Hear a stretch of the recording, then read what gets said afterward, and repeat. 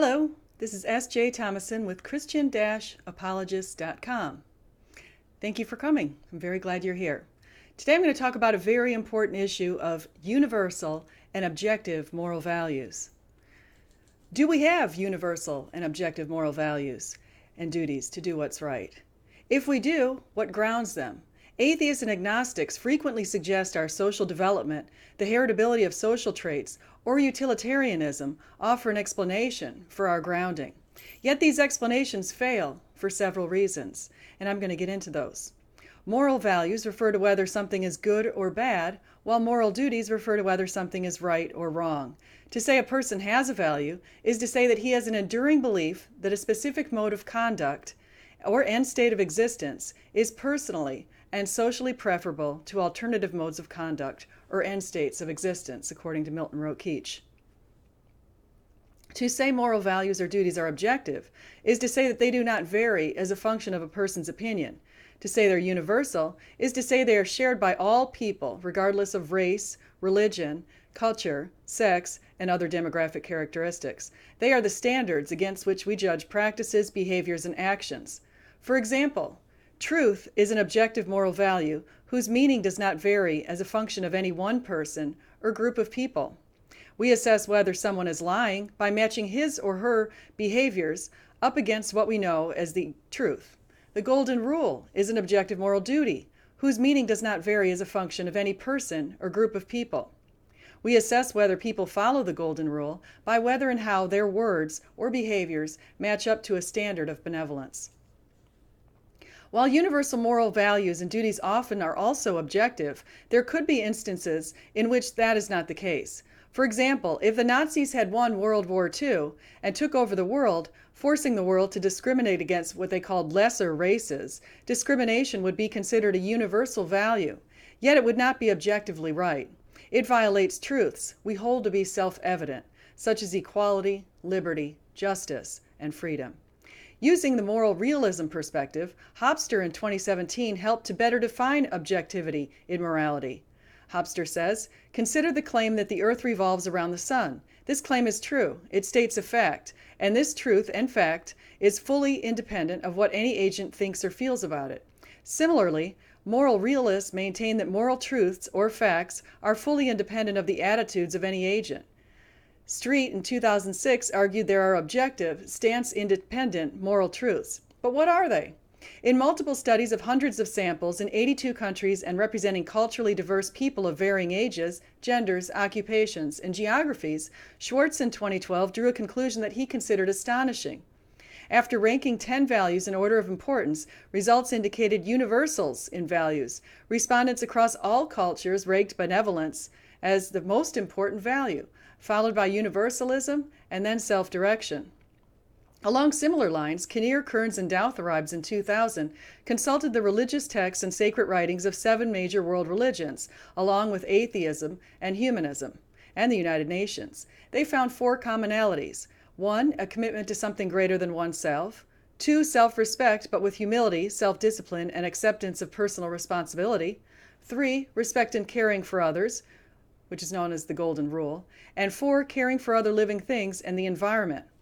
In a similar study, Dalsgaard and colleagues in 2005 examined the ancient texts from 8 religious traditions. They added Athenian philosophy. The authors found 6 recurrent values: courage, temperance, justice, transcendence, humanity, and wisdom. Other global studies have found similarly. In a survey using psychological, historical, juridical, theological, and ethnographical research, Westmark in 1906 identified universals in the approval of honesty, charity, mutual aid, and generosity, along with the prohibition of theft and homicide. Heinrich and colleagues in 2005 examined 15 societies, finding that fairness and trust were exhibited in all.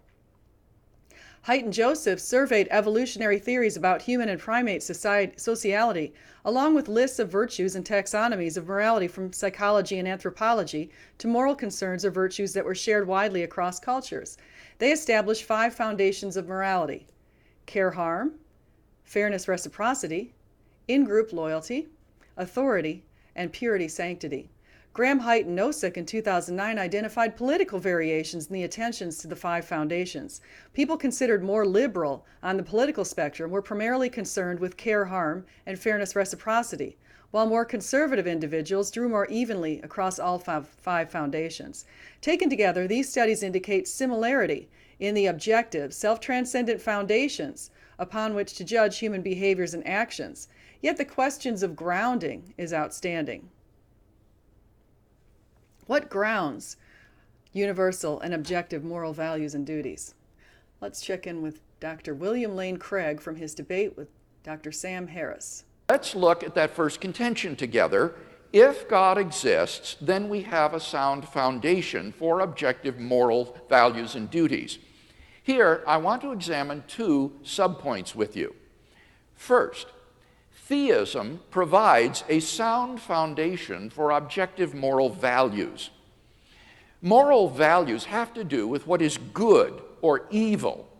On the theistic view, objective moral values are grounded in God. As St. Anselm saw, God is by definition the greatest conceivable being, and therefore the highest good. Indeed, he is not merely perfectly good, he is the locus and paradigm of moral value. God's own holy and loving nature provides the absolute standard against which all actions are measured.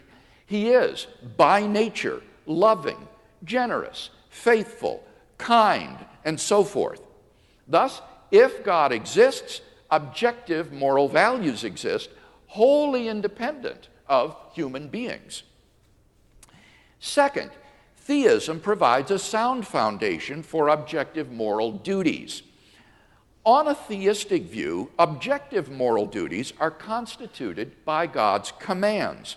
God's moral nature is expressed in relation to us in the form of divine commandments, which constitute our moral duties or obligations. Far from being arbitrary, God's commandments must be consistent with his holy and loving nature. Our duties, then, are constituted by God's commandments, and these, in turn, reflect his essential character. In the Judeo-Christian tradition, the whole moral duty of man can be summed up in the 2 great commandments. First, you shall love the Lord your God with all your strength and with all your soul and with all your heart and with all your mind. And second, you shall love your neighbor as yourself.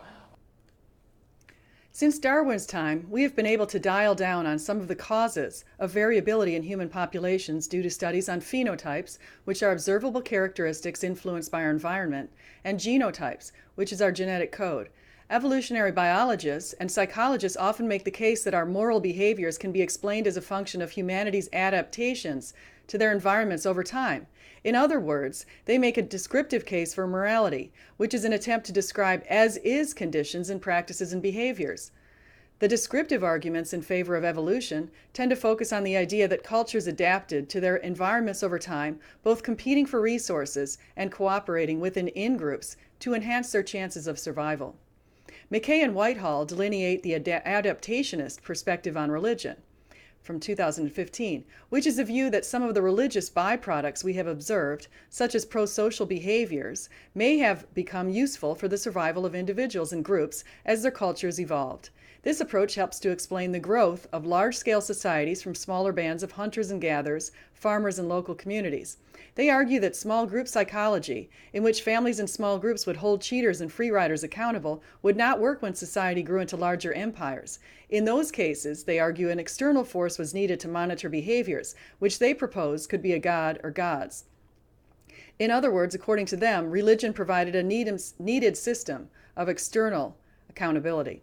Some have also argued that as societies grew, rituals developed as a signal of good character, such as signals of trustworthiness and the willingness to cooperate.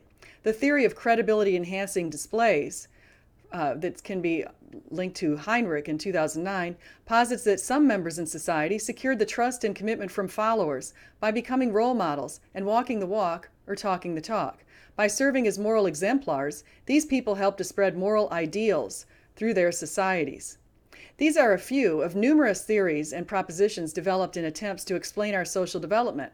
Oftentimes, those who posit these ideas propose they eliminate the need for God as an explanation for our empathy and desire to do what's right.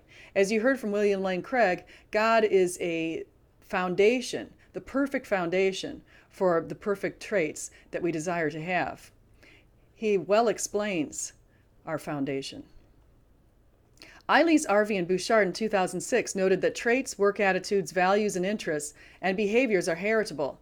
More specifically, they found links between intelligence and the five-factor model of personality, which includes openness to experience, agreeableness, extroversion, emotional stability, and conscientiousness. Empathy is a facet of agreeableness. The heritability of positive and negative emotionality has also been linked to parents. The heritability of a person's attitude towards being a leader of a group is 0.41, for example. For all of these traits, the genetic component is less than half of the non-genetic components. Non-genetic components, such as the environment in which a person is raised, are in each case more important in determining how people behave.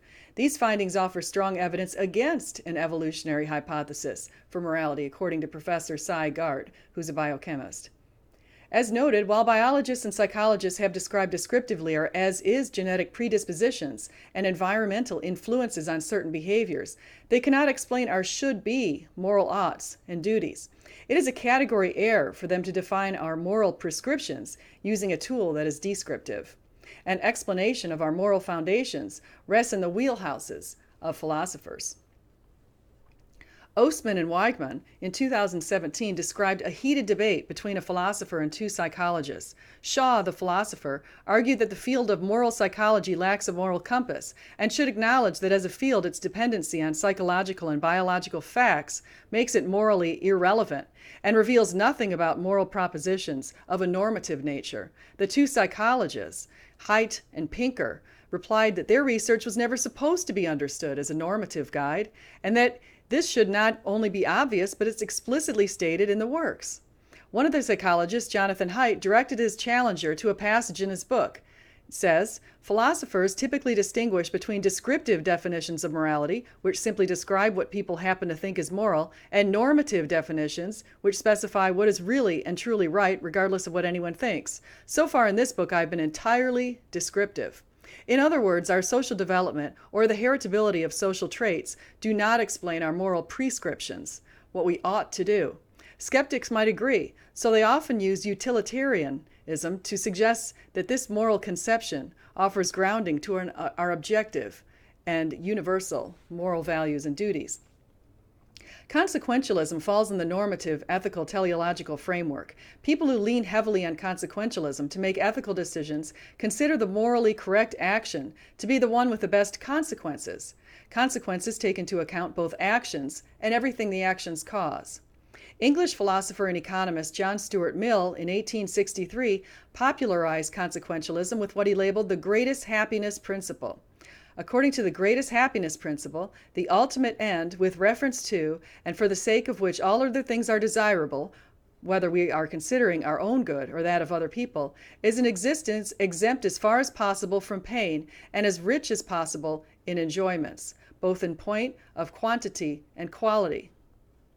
Happiness, also known as well-being and pleasure, is often considered to be the ideal consequence for consequentialists.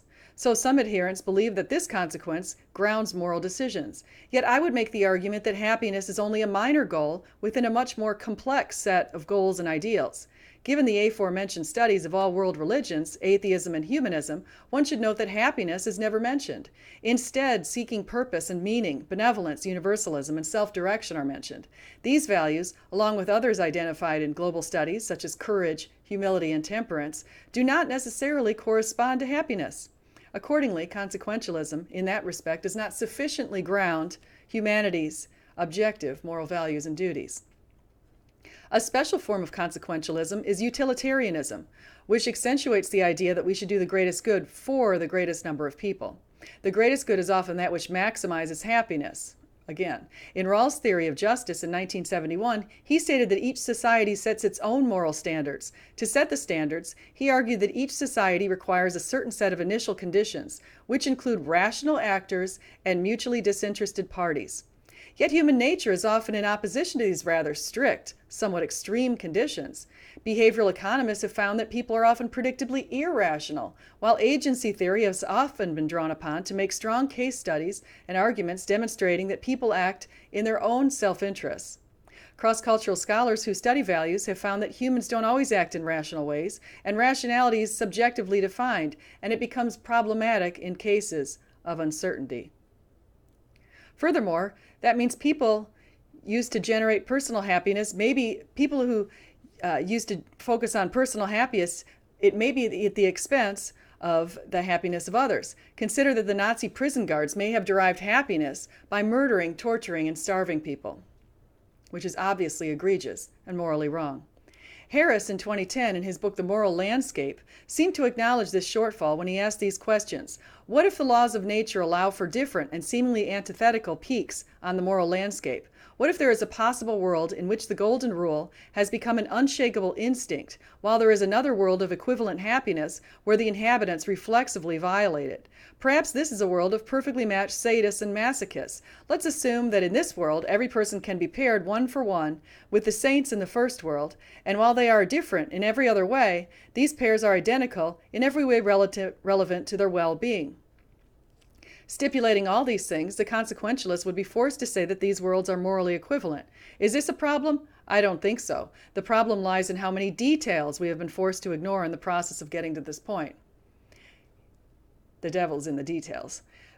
Building on that point, it is noteworthy to consider the utilitarianism corresponds to some social classes and some negative personality traits. People with higher scores on psychopathy, life meaninglessness, and Machiavellianism had greater endorsements of utilitarian solutions, according to Bartels and Pizarro in 2011. Reynolds and Conway in 2018 identified a negative correlation between psychopathy and more deontological judgments, which are duties-based judgments. Other scholars have found that when making moral judgments, members of the upper class attempted to maximize the gains for a group by expressing a willingness to take actions that harm some but help others. See Coate and colleagues from 2013. Their tendencies to show less empathy increased utilitarian judgment. These arguments suggest that utilitarianism does have some flaws. Another shortcoming relates to the formulation of the greater good. If greater good is to be meaningful, in the formulation of a criterion of morality, three conditions must be fulfilled. 1, good must have a single meaning. 2, what is good in this unique sense must be measurable. And 3, the result of measurement must settle moral issues, either directly or indirectly. Clearly, the necessary meaning of good cannot be specified in moral terms. According to Grissech, 1978, what Rawls says of utilitarianism is true of all consequentialism. Its point is to define good independently and right, and to define right in terms of good. And in general, consequentialists see this requirement and try to meet it. If consequentialists said that ethical considerations determine what a good consequence is, they would either be going in a circle or setting off an infinite regress. Accordingly, while consequentialism or utilitarianism may be of some value in making ethical decisions, claiming they ground our objective moral values and duties is erroneous. So in summary, the quest to understand what grounds our universal and objective moral values and duties, skeptics often turn to social development, the heritability of our social traits, or utilitarianism. Yet the same skeptics acknowledge that our social development and the heritability of our social traits are not prescriptive. Again, see Haidt, 2012. So they fail to explain our moral prescriptions, our obligations and duties to do what's right and follow the golden rule. Utilitarianism as an explanation of our moral prescriptions is also faulty for several reasons. First, assuming humanity shares a common goal of happiness, well-being, or pleasure is superficial, given our much deeper and more complex universal moral values that have been identified in multiple global studies. A soldier who shows great courage and takes a bullet for another soldier and dies did not do it to make himself happy. Jesus did not get on the cross to make himself happy. He did it because in that moment of time, he displayed his tremendous love for his fellow man. In the hierarchy of moral values and duties, love rests on top. Happiness may or may not be an outcome of love in this life. Second, defining happiness or well-being or pleasure seeking as a good consequence while saying it is right to seek happiness, well-being, or pleasure is a mere play on words, leading to circular thinking. Even if we change the goal to love or focused on our moral duty to love, the thinking is problematic. Saying that it is good to love and it is right to love, so we should love, is true. We have a universal and objective moral duty to love. But saying that we can agree on the goal of love or our duty to love, so therefore our shared mutual agreement are both the objective foundation and the shared goal and duty, is circular. It equates with saying that we have an underlying principle to be moral and a goal of being moral. The goal is also the grounding of the goal. Third, the assumptions of rational actors and mutual disinterest are not met when establishing social contracts or shared goals. People often act irrationally and in their own self-interest. In other words, we cannot ground utilitarianism in the minds of humanity, so we cannot explain our universal and objective morality using this philosophy. Instead, we must grant a universal and objective moral lawgiver who transcends humanity, God. Thank God for giving us our conscience to serve as a guide for our reasoning, intuitions, values, duties, purpose, and meaning. Accordingly, I offer the following. 1. If humanity has universal, objective moral values and obligations to do what's right, there must be a universal source of righteousness that transcends generations. 2. Humanity has universal, objective values and obligations to do what's right. So it follows. 3. There is a universal source of righteousness, God. Thank God. If you would like to see the links to the references in this particular video, please go to Christian-apologist.com. If you would like to find me on social media, you can find me on Twitter at LEAD or LEAD 1225. 1225 is, of course, the day that we celebrate Christmas. Thank you so much for coming. Please like, subscribe, and come again. And this is the third time I've made this video, so this time I hope it'll go through. Goodbye.